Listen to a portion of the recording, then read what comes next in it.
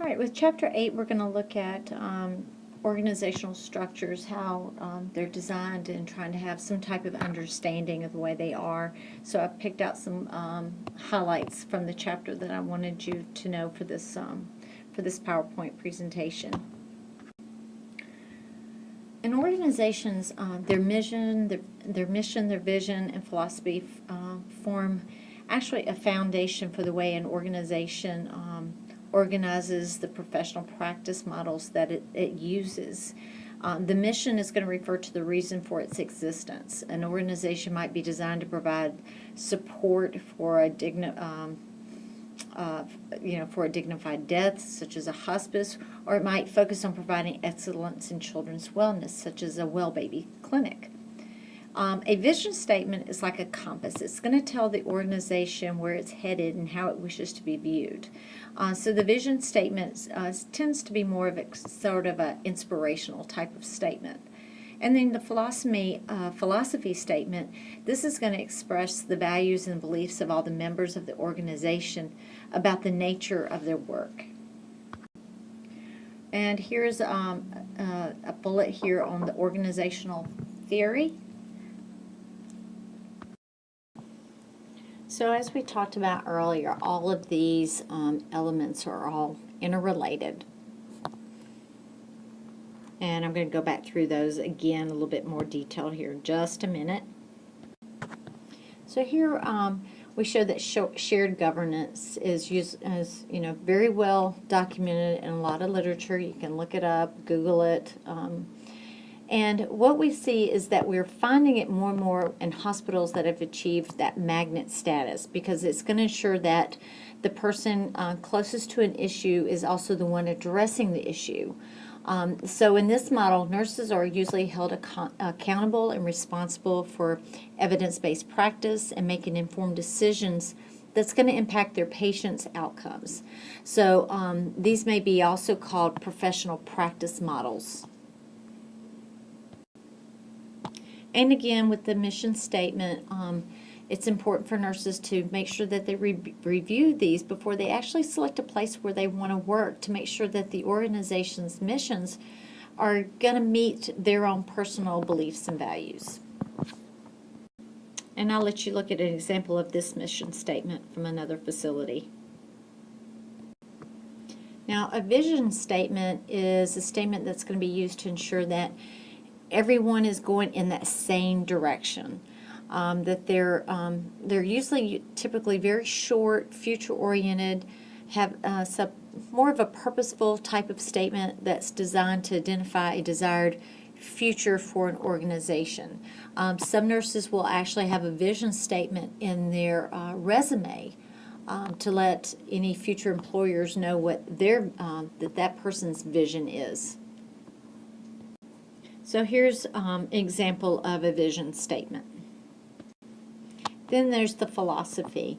And this is a written statement that's going to articulate the values and the beliefs that are held about the nature of the work required to be able to accomplish the mission.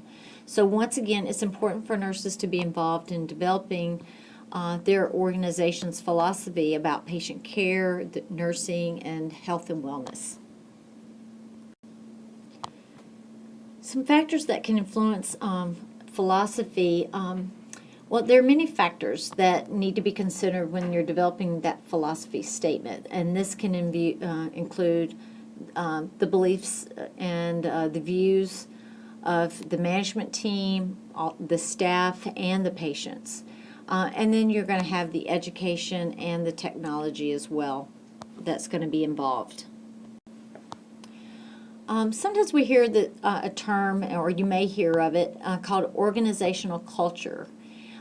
So what it means is that you have, you've all been in some type of organization where you've had an instant feeling about its formality, their concern for others, the belief in their mission and vision, and so forth. When the behaviors match the values, managers are very happy. So the people that they're working with are living the mission, and so the idea is of what is clearly printed is now being delivered and the care that's being delivered. So when behaviors don't match the values, a lot of work still needs to be done. This can sometimes happen, and it actually makes everyone a little bit uncomfortable, because here's what we're saying we're going to do, but we're not doing it. So they usually don't, an organization usually doesn't write a mission to match what is evident in behavior. They actually write it and a goal and where they want to go. So they want to make it clear that it takes a lot of considerable effort to change people's attitudes and behavior to match the organization. So it may take a while. In general, if there is discord that's existing, the employees need assistance in knowing what their mission means, or, what is the practice and how can we meet that mission, instead of being very hypocritical and saying this is our mission, but this is not what's going to happen. Values and beliefs and how they're enacted are also very evident in the characteristics of an organization's structure. And talking about the characteristics of an organization's structures, you have complexity, formalization, and centralization. And organizational designs are often classified by these types of characteristics. When it comes to complexity, this concerns the division of labor, how specialized that labor is, the number of hierarchical levels, and geographical dispersion of the units. Division of labor and specialization refer to designation of processes that need to be in the tasks. An organizational chart is usually a graphic representation of the work units and the reporting relationships. A hierarchy is going to refer to the lines of authority and responsibility and how distant the patient side nurse is from the chief nursing officer and the chief executive officer. So a chain of command is going to refer to the hierarchy and the vertical view of that organization's charts. Formalization is going to refer to the amount of structure an organization has in terms of rules or policies.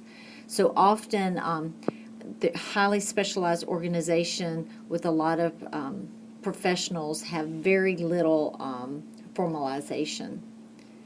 If you have centralization, this refers to where decisions are made.